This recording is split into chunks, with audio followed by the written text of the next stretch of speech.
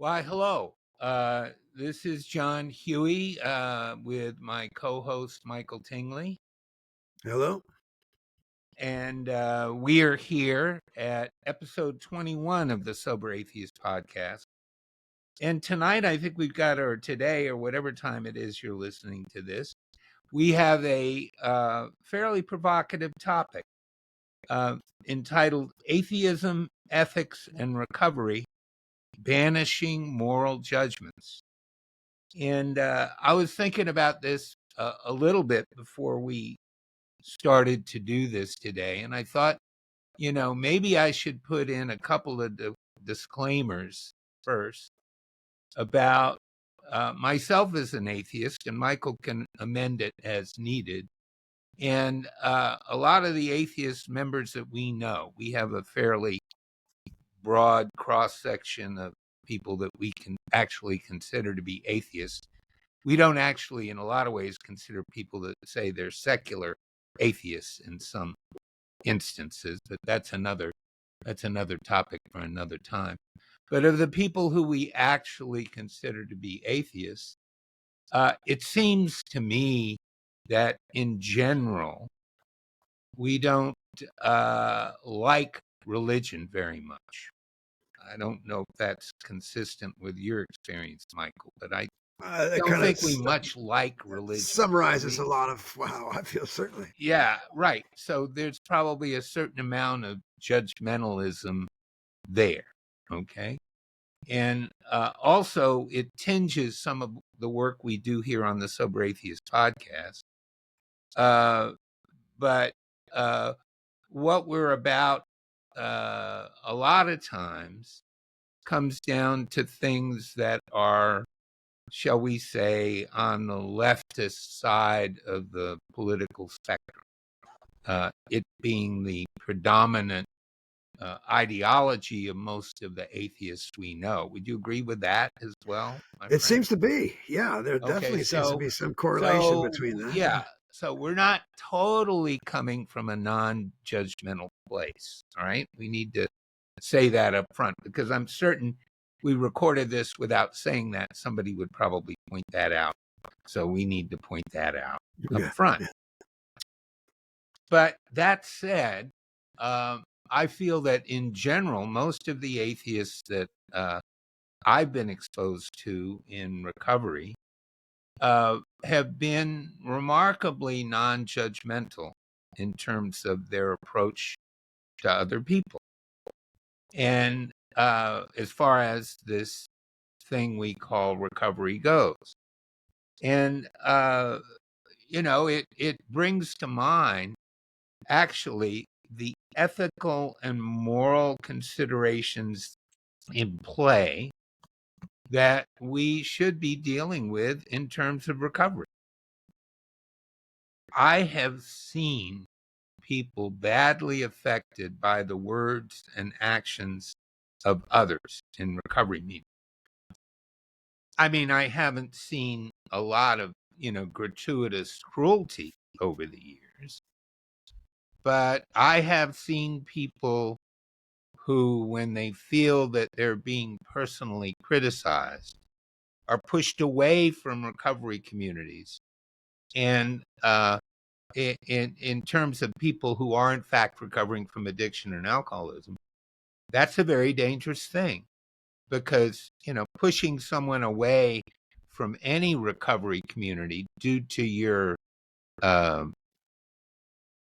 what they perceive to be your pejorative view of them as a person is by definition a very bad thing. It's not a good thing. And back to my observation about atheists being non-judgmental, with a few glaring exceptions. I've seen some exceptions. With a very few exceptions, I've seen that atheists tend to view people in a much more neutral manner than what is often encountered in conventional recovery programs. And both Michael and I have a lot of experience in both conventional and secular settings. Is that in accord with how you've seen it over the years? Yeah. I mean, the word that comes to mind is tolerance. I mean, I think I think the atheists uh, are often accused of being intolerant because we're a threat. Well, You we are know, a threat, and because if we don't right, believe what other people believe, right, it threatens their belief. right, And, and and we don't like religion, and we're sort of pink, kind of yeah, yeah, sure, yeah, pinkos that don't like religion, and they extrapolate from that. And we're not talking about that in this context this evening. Because the people that we associate with now are secular people. We no longer, neither one of us associate with the people in the predominantly religious program. We just don't. right, So right. that's how we've developed over the years.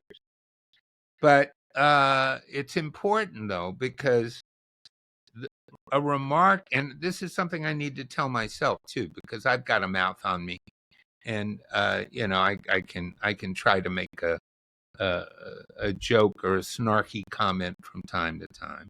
And I have friends that I know, that I've known for many years, that I know I can literally say anything to them and it's not going to bother them. It's not going to hurt them. Okay, they're going to say, "Oh, fuck you, John. That's just you being you." Okay, something like that. But that's not the Yeah, case we with a lot. tolerate you, John. We tolerate What? you. We You tolerate you. tolerate me because I can be a kind of a pain in the fucking ass. But the thing is that people we're just encountering, or people we know, come to us with all types of lifestyles, characteristics, ideas, friendships, uh, psychological issues, difficulties, familial and otherwise, and uh, people with all sorts of psychological issues that have maybe do not reflect a lot of our personal experience. So I think it's very important to make sure that our comments do not infringe upon other people's rights or territories, Mhm. because we don't know. A comment that we perceive to be totally benign can really set someone off. Now, I can't do anything about the fact, for example, that I'm a, old college educated white man. Okay. I mean, I just can't change that. All right. And that, I do have a certain background in education that may just piss people off. They just don't like it. Whatever orientation they might be. There's nothing I can do about that. I'm not going to suddenly morph into something I'm not because I'm worried that somebody's going to look at me on the screen or see me in a meeting or hear what I have to say about myself Mhm. and then I'm not going to pull any punches about myself because somebody might not like it. Because, the way it is these days, if somebody doesn't like it, they can always turn it off, right? There you go. Yeah. They don't like it. They don't like you. They can say, fuck Yeah. you, goodbye. Or, what an asshole that guy is, whatever. That's not what I'm talking about either. What I'm talking about is about, let's say, someone's sexual orientation, somebody's manner of dealing with their friends or spouses. They might have an unconventional lifestyle in terms of how they deal with their other people close in their life. Some people may be very sensitive about their appearance. Some people may be very sensitive about certain aspects regarding their health. Some people may be overweight or dystrophic or, anorexic or, you know, uh, have gone through chemotherapy or had any one of an infinite number of things happen to them that make them look or sound different. And it's very important to make sure that, in my opinion, to make sure that we have as neutral a playing field for all of those characteristics as possible. Right? Those are the general human characteristics that any mature person should be aware of and be sensitive to. And we have to be careful because the old culture I came from when I was growing up and when I was a very young person back in the 50s, 60s, 70s was not very sensitive to a lot of things. I don't know about the culture up there in Westport, Connecticut, but here in the suburbs of DC, it wasn't a lot, it was not like it is today, right? Well, and there's also a certain amount of naivete back then too. Right. Regardless of where you were. Right. People weren't even Yeah. cognizant of Yeah. things. Okay. It wouldn't have Yeah. even occurred to them to be aware of certain aspects of people's background or life or methodology of dealing with their family or whatever. But that's one part of this thing I wanted to talk about today, and that Michael and I had some discussions about. And we have a couple of notes about. But that's the basics. Be kind to others. Okay, right? Be kind. Be good. Be sensitive. Now, you mentioned that in your experience, you've seen examples of the opposite of that, and what does that have to do with sobriety? The Nothing. fact that there's that opposite behaviors. Nothing. That sort of thing. People can be jerks. I mean, I've seen people be misogynistic, for example. Yeah. There are people in the secular world that I've seen who I've actually had to call out for being misogynist, Yeah. for making pejorative remarks about women that are totally inappropriate.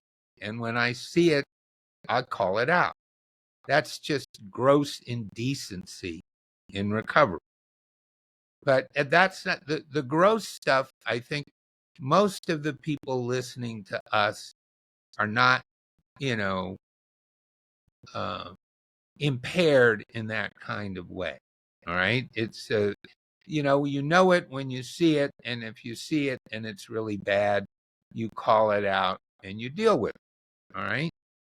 There are the subtler aspects of it and things. And I'm sure I've offended people. I'm positive I've offended people because of having done things inadvertently. The important thing is if I'm aware of something I've done inadvertently, that I strive to fix that and repair that in the future. Because none of us are going to be perfect in this regard. But that's not really the crux. All of the stuff we've been talking about thus far is not really the crux of this episode, right? Because now we get into the area that I really wanted to talk about, which is the subjective reality that is often imposed upon recovering people. And what do I mean? Imposed by who? Imposed by groups, imposed by things written down in literature of various kinds, imposed by people who are behaving in a passive, aggressive way in order to mold a group or a gathering of alcoholics or addicts into a certain mindset that reflects an idea of recovery that they are promoting. Yeah. So, in other words, the dogma of the traditional recovery programs. The dogma, which a lot of it, okay, when we look back at the history of that traditional program, a lot of it, I mean, a lot of it was based on personal characteristics and repairing your behavior, right? They would go through lists of what they called character defects and try to repair them, right? I mentioned this place before. Or may I interrupt and say, not Sure. necessarily just repair them, also replace them. Replace I them mean, with another it's set of replaced with a formula and a definition of what is right and wrong, and what is right correct, behavior, what is wrong behavior. correct, and that is, to me, utterly and completely toxic. Yes. Okay, and controlling, Yeah. Oh, that's and a very negative intolerance. and absolutely counterproductive. Now let's again, we have to amend what we're saying here. There are times and there are people who go for that sort of thing, that really somehow or another genuinely feel that they had to replace one life with another. They had to replace their entire manner of living with another manner of living. Now, I suppose if you're sitting in a penitentiary somewhere and you're doing 5 to 10 years for assault or grand theft or some other serious charge that involved harming someone else, that you do in fact need to amend that part of you Yeah, if you're yeah. going to come You need back some out. rules of behavior that. Right. I mean, there's some Sure. basic things that you can't do, like, steal, rape, plunder, murder, that sort of thing. Unless you're a government. Well, we're not going I know. we I know. need to go into a whole other, we Yeah. need to start another podcast to go into that shit. Yeah. Okay. I Yeah. mean, I could do 5 hours a week. I could do a daily podcast on that shit. No problem. Okay. I mean, I'm just, Yeah. you and I'd be good to go, but then we'd probably end up in Guantanamo or El Salvador someplace. So, but Yeah. Yeah. we'll see. But no, we're not going to end up in Guantanamo or El Yeah. Salvador Yeah. for this. But we may end up in, recovery jail, because there'll be some people that vehemently deny that those programs do bad things to nice people, which I believe, and I know, pretty sure you agree, that they do. Yes. They do very bad things to nice people. Mm-hmm. Mm-hmm. Now, what could be those bad things? All right. Let's say, for example, you're have a certain sexual orientation, and that people in the subgroup that you're involved with often have multiple partners. So, an example of subgroups and subcultures where that's a frequent occurrence. What in the hell does that have to do with recovery or sobriety?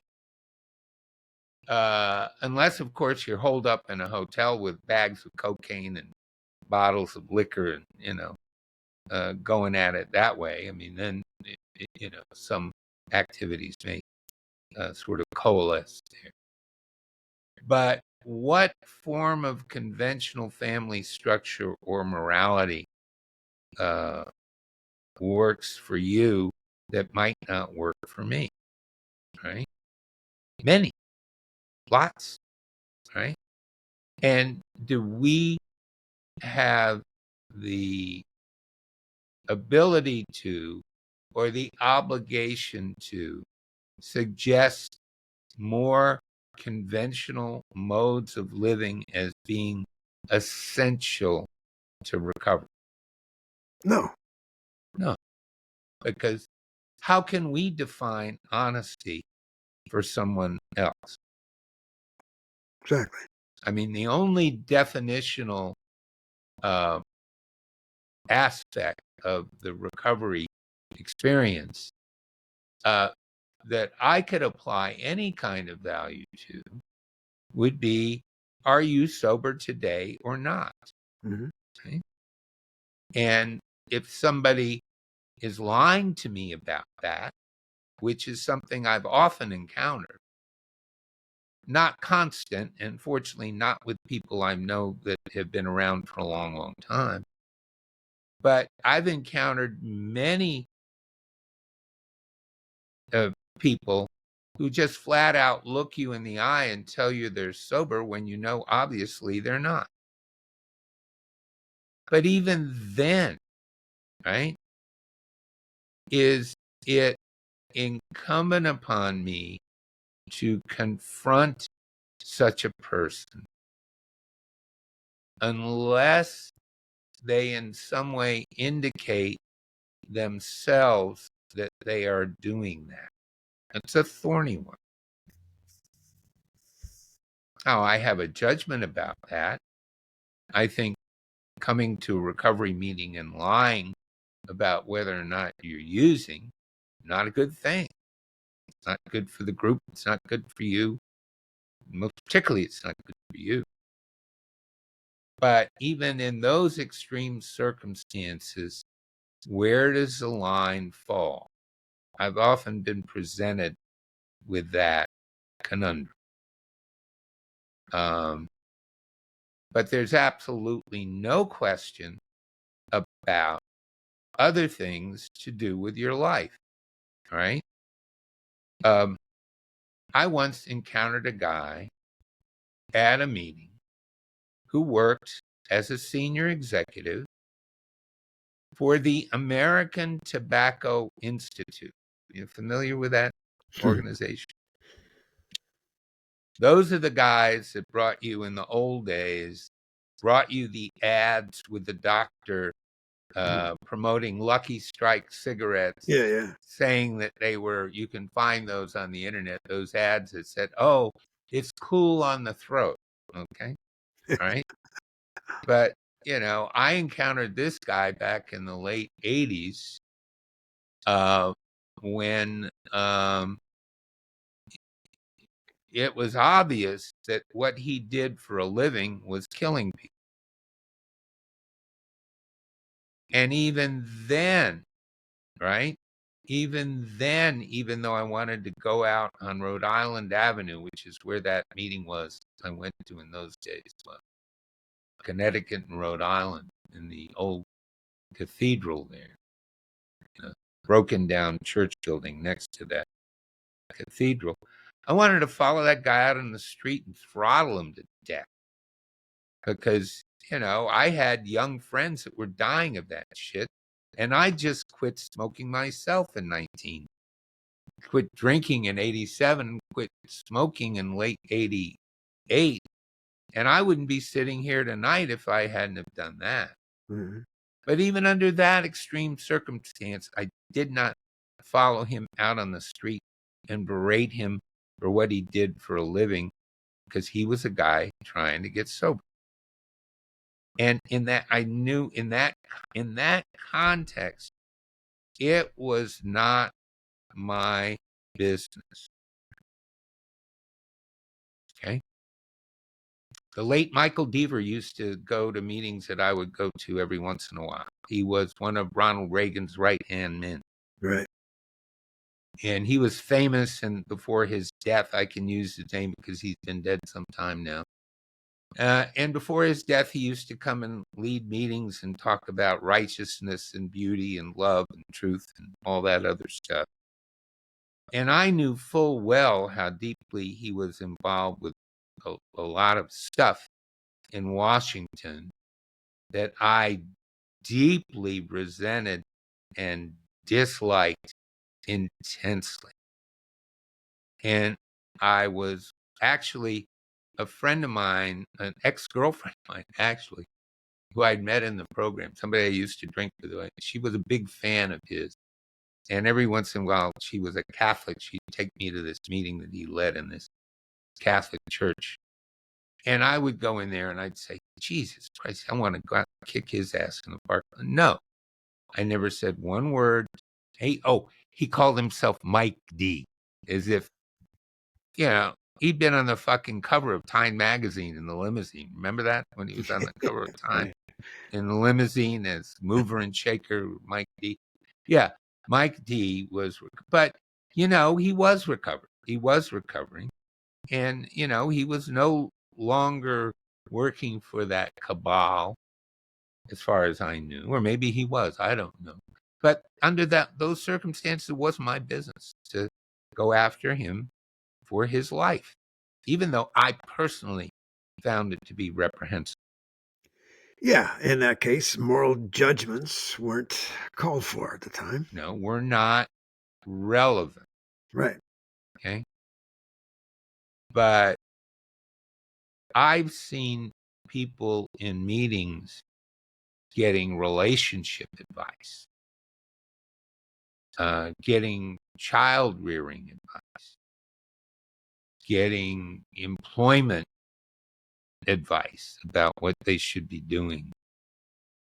And I never, ever gave anybody any of that kind of feedback in a meeting, unless, of course, Mike, if somebody comes up to you after a meeting and says, hey, can you talk to me for a few minutes? And they say, well, I've got this, that, or the other problem. What do you think? Yeah. That's a different story. Sure. That's a solicited comment. So I think maybe what we're talking about here, a lot of what we're talking about here is unsolicited information, right? Mm-hmm. Being given to others who don't need it or want it from you. Okay. Because really the only information in that context I have that really is of any value would be, how did I get and stay sober, and how am I doing it today? Mm-hmm. Because I can liberally talk about what I'm going through today, about my anxieties, my fears, my shortcomings, my conundrums, my inability to get up in the morning because I've got sleep problems, which is something I actually have now. But, stuff like that. I could talk about myself, right?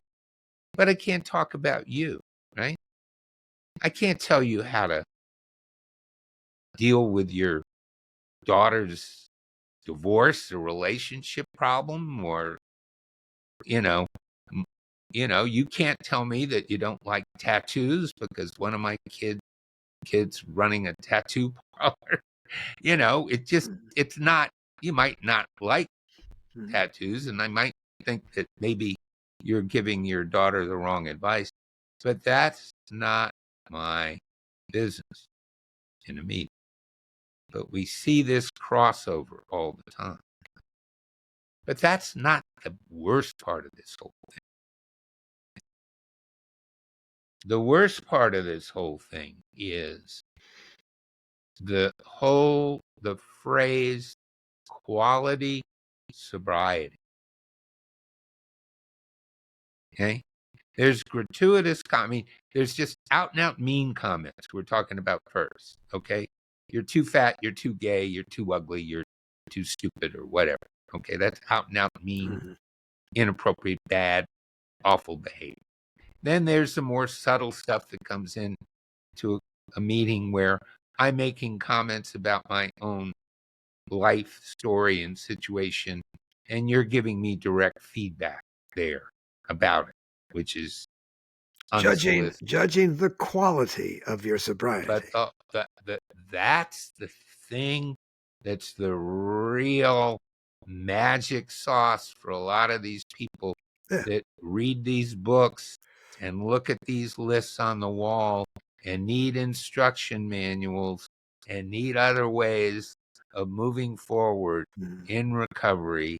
And that's the Yeah. real crux of this. Yeah, I need to think a certain way. I need to speak a certain way in order to prove the quality of my sobriety. And that brings up the whole concept of the moral judgment that goes along with the label alcoholic. I mean, you know that I personally refuse to use that term. Uh, I don't call myself an alcoholic. I say I used to be addicted to alcohol, and I'm no longer addicted to alcohol, because there's a moral judgment in that term, alcoholic. Whether we want it or not, there is judgment involved in that term, to people inside the recovery world as well as people outside the recovery world. That's why this whole idea of moral judgments is tricky territory, because we are in an area that is often morally judged. We are people who are morally judged inside the recovery program as well as outside the recovery program. And I think that's a good lesson for us, with regards to everyone else that we deal with, is to appreciate the fact that, just the label that goes along with what we're trying to do Right. is involves a moral judgment. Well, that has a lot of merit. Your position has a lot of merit to it. I I freely call myself an alcoholic because I firmly believe that that's what I was when I became thoroughly and totally addicted by the Yeah, me too. I was an alcoholic mid when I was addicted to 70s, alcohol, but now that I'm no longer and addicted to alcohol. well, Right. I don't mind the shorthand. I guess maybe it's that I just don't give a shit what people think. Okay, and particularly now. Okay, Well, but it now, matters. I I mean, never would have ever in my professional life, and still don't. All right, with the you know few things I still do when I go overseas, when I go around the world, or I go deal with people in as a consultant around. They may know I'm in recovery. A lot of them do. Most of them actually do, because yeah. I've been pretty transparent with all my publications and this thing and other things they've seen on Facebook and whatever. But I don't talk about being an alcoholic or alcoholism in a professional context. I never suggest that to anyone to do that. That's not good policy, because people on the outside and the outside world, absolutely right. They have all sorts of fucked up notions about, alcohol and alcoholics and, Alcoholism, yes, all that. alcoholism. Well, All of a that. lot of crime and a lot of child abuse and a lot of spousal abuse And a lot of moral judgment. is connected to alcohol and what alcoholics do when they're under the influence. I mean, that's the court docket is filled with people who are drunk when they did what they did. All right. Yes, I mean, that's yes. there's a lot of bad shit that happens because of what alcoholics do. But that's not really part of this discussion, because we all know that. All right. If you have common sense, um, as far as I know, I've never committed a felony. I've certainly never been arrested. I don't have a court docket sitting somewhere that I have to worry about. Uh, I've had my moments overseas, but that's another story for another time. But certainly, I've never committed any felonies, and I'm not worried about that criminal or whatever part of it. That's a separate thing, really.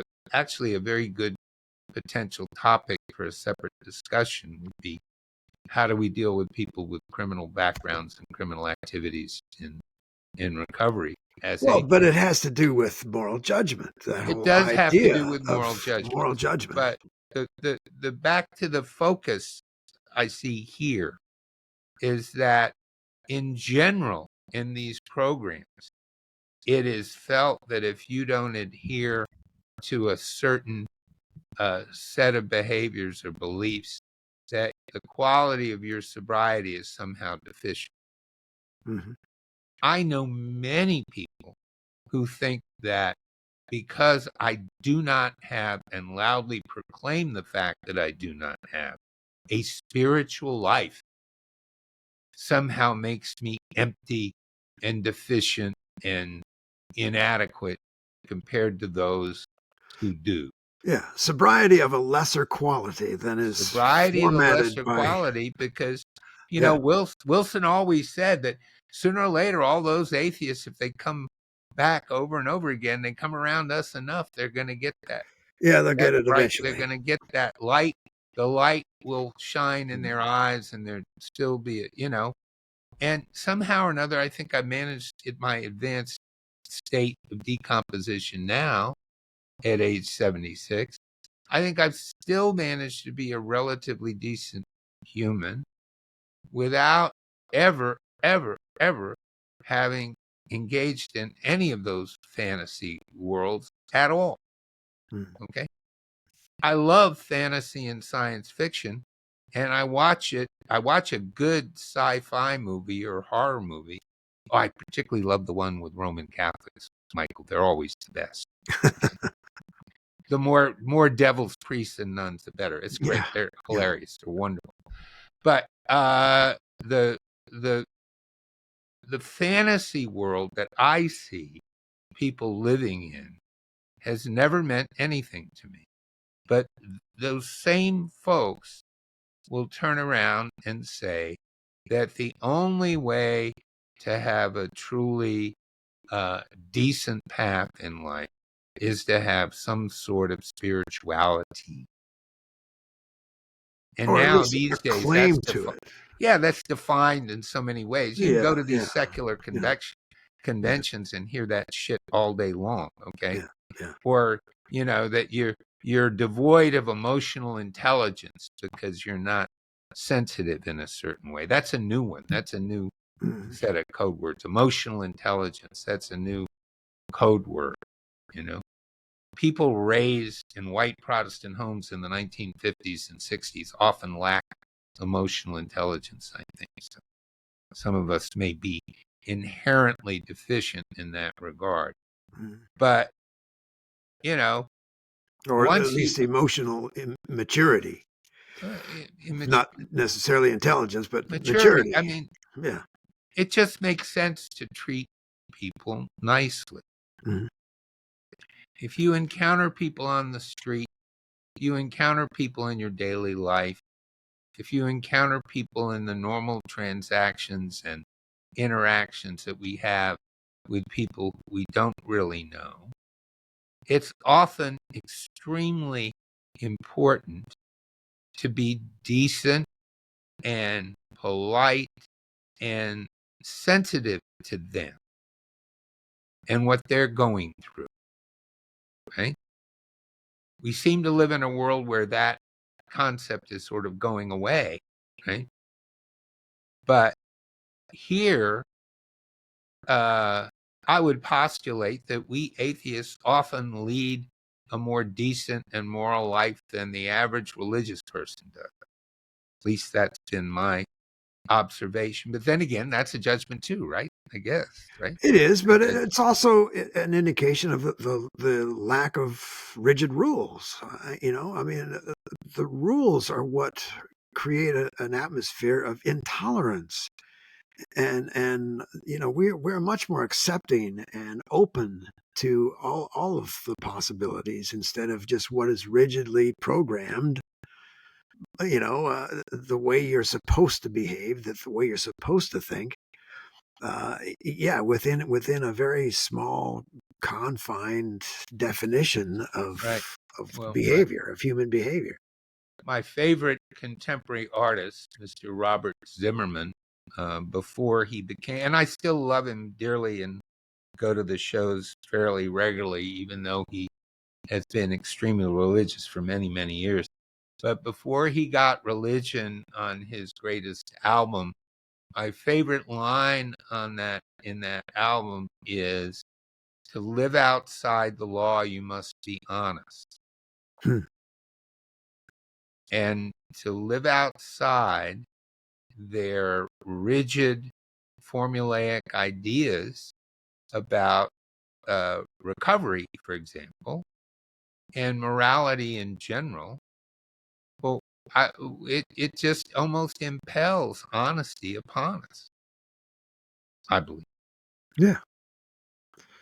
And, most of the time when I look around at my fellow, I will say alcoholics, that'll piss you off. my fellow recovered, whatever they are, I don't know what they are, Yeah. my fellow alcoholics who no longer drink or use Former drugs. addicts. I Former like that. addicts, Yeah. former alcoholics. I'm I okay didn't with say, that. well, the medical profession still to this day has a very negative view of us because as young doctors, they all do emergency room rotations and they're all given the stinkiest and nastiest patients to deal with who many times are drunks, Yeah. right?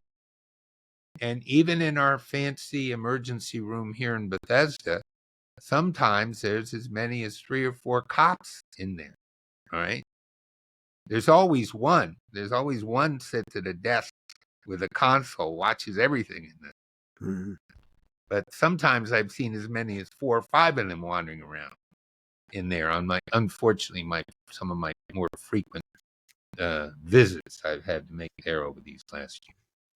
So, and they're there to control the alcoholics and the addicts and the people out of control. Okay. So, doctors have a tough time with it.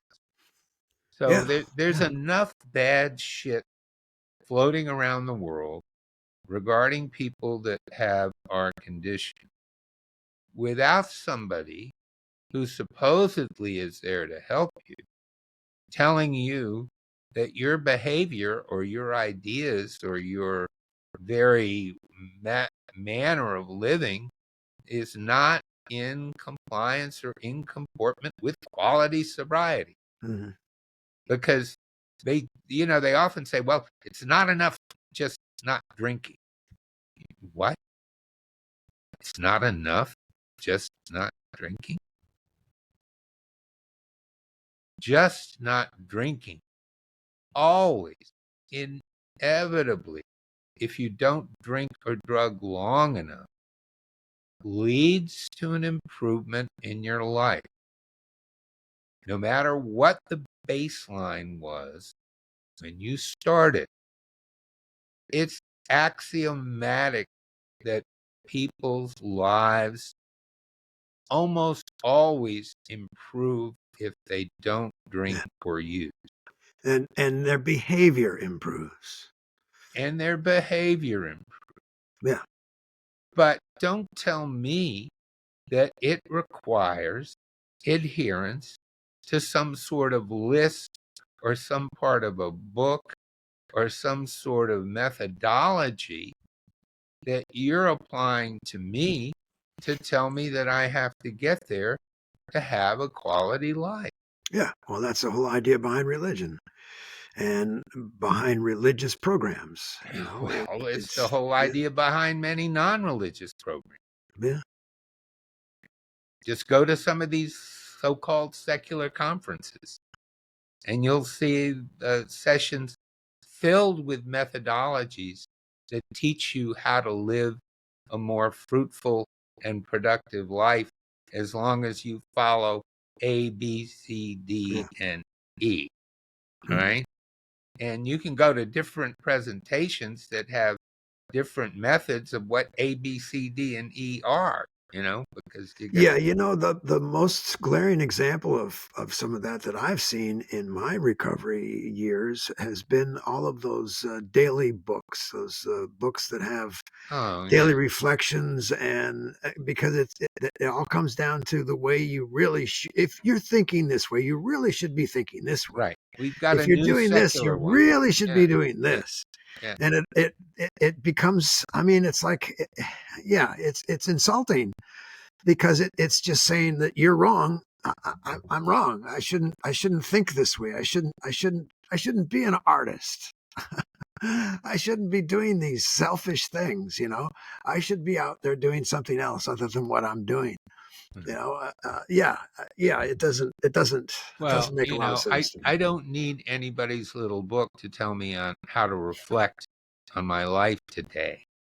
I think Yeah, I'm perfectly capable of reflecting upon where I am at today on my own, yeah, or asking my incredible wife to maybe help me reflect on what she thinks I'm up to yeah, from yeah, time to time, to have a yeah, conversation with someone I trust and love, and sometimes I get really good advice, told to just sort of do things a slightly different way. And Yeah. if it's Yeah. somebody I respect and someone I love and someone whose trust I have, who's taking the time to do that with me face to Mm, face, mm. then I'm good to go with that. If I buy it, if I believe it. Sure. But why should I look at what you wrote down about what I should think or do today? Specific, right? Yeah. It's the 100th anniversary of The Great Gatsby, which is being noted Mhm, this week. mhm, mhm. 100 years after the publication of The Great Gatsby. And at the end of The Great Gatsby, I don't think anyone wants to be Jay Gatsby. Do you? Do you No. want to be Jay Gatsby, dead Jay? You want to be that blinking? Yeah. There's the famous eyeglass ad on the road from Long Island to the Mhm. city, Right. and the eyeglasses are uh, uh, reflecting you and your behavior as you pass by. Mhm. And the best, the absolute best, most essential opinion of your behavior, if you're in your right mind, is that realization and opinion you come to yourself, not what someone told you Mhm. to resolve, but something or some method you came upon yourself, observing your own life and your own behavior, that allows you to get to the resolution on your own, combined with, things like conversations with your spouse, with your kids, with your friends, with your and the feedback you're getting from your environment about Mhm. how and what you're doing. Mhm. Okay. I learned how not to yell at employees by yelling at an employee and getting bad results because I had done Yeah. that. Okay. Uh, I got I learned something from not hiring someone once because they did not have a college degree, and I felt that that was the irreducible minimum for anyone that would work for me. And that person turned out to be one of the very best top people. He was young when I rejected him for that reason, but he ended up turning out to be one of the very best, top, most productive people in my industry. And I have kicked myself for decades for not hiring that kid Mm. because that was stupid. Mhm. Was not looking at the whole person. I learned that from making a big fucking mistake. All right. Yeah. I learned not to yell at an employee by getting negative results and not doing that anymore. Right. Even Mhm. when I had my business in Russia, I would yell from time to time. I would have to yell at, I would have to yell at people from time to time. But because of the nature of how you do business there, if you don't yell at them, they don't think you're serious. So, it's a thing. You just with Russians, you have to yell. But I never, even though I was under incredible stress, never yelled at my employee. I was emphatic.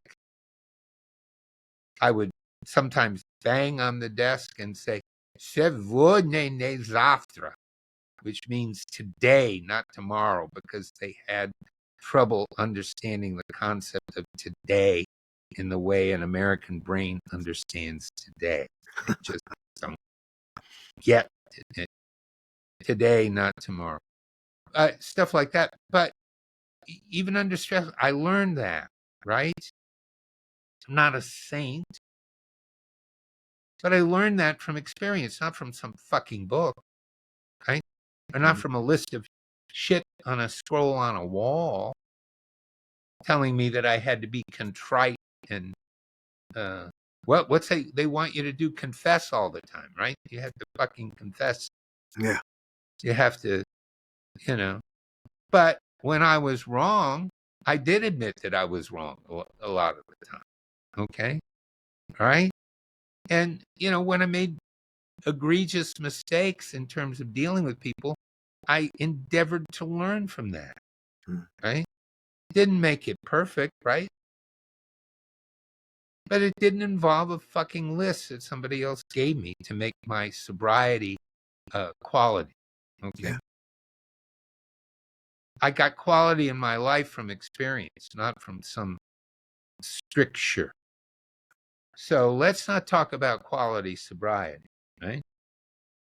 I mean, even in these secular rooms, we hear this shit all the time. It's always being implied, and it's always passive aggressive. But how do we as atheists resist that? I'd like how do you think we resist it? What do we do to resist that tendency? I think just being more empathetic and tolerant. I mean, that's one thing I've learned in sobriety is, empathy. Empathy. Even a simple thing like being pissed off at somebody driving too slow in front of you.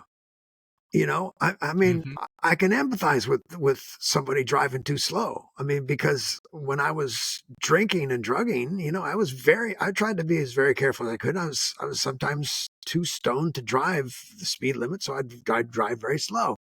So now in sobriety, I remember that. I simply have empathy for the possibilities that person in front of me is going through.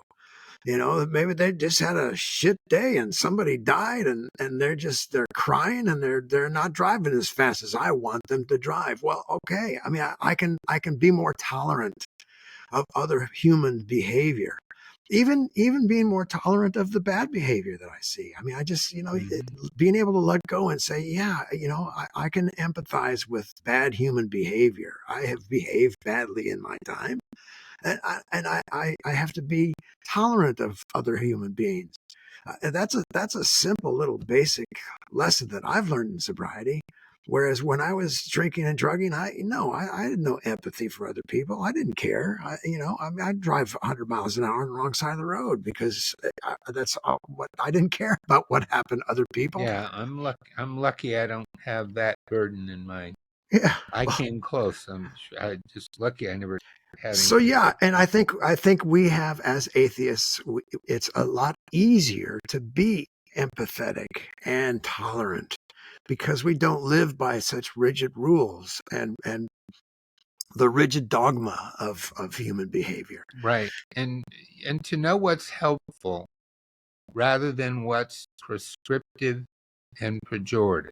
Sure. I don't want anybody to think I mean to suggest that offering help to someone that you met in a recovery context is not a good thing. But you do it privately, and you do it with empathy, and you do it without judgment, Yeah. and you do it without finger wagging or, condescension, Yeah.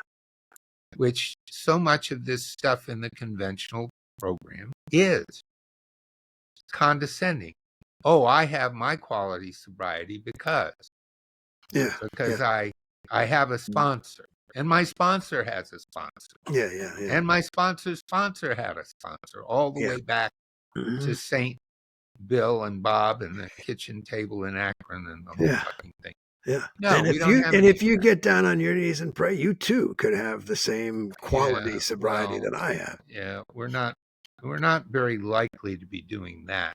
Yeah, but those I all involve moral judgments, and to be honest, it's a two-way street.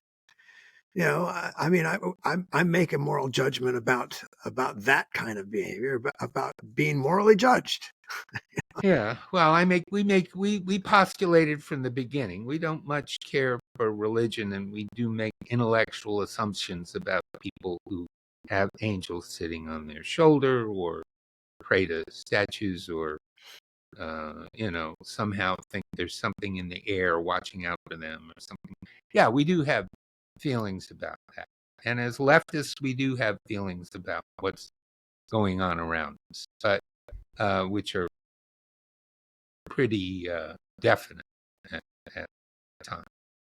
But in this recovery context, what we're striving for is the ability to make our judgments and our actions and our interactions, most particularly, as humane and the word we use at the end of our podcast, loving as possible. There's no better word than that, Yeah, right? yeah.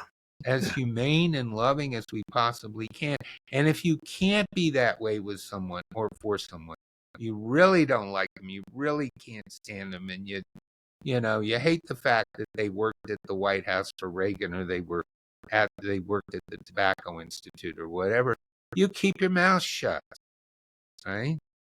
In that context, because it's inappropriate, it's not correct, and you don't know what you might do to someone else in terms of their recovery by being gratuitously unpleasant to them in any way, shape, or form. So we're just trying for this, okay? We're trying to not to be perfect. We're not striving for perfection, okay? As they say.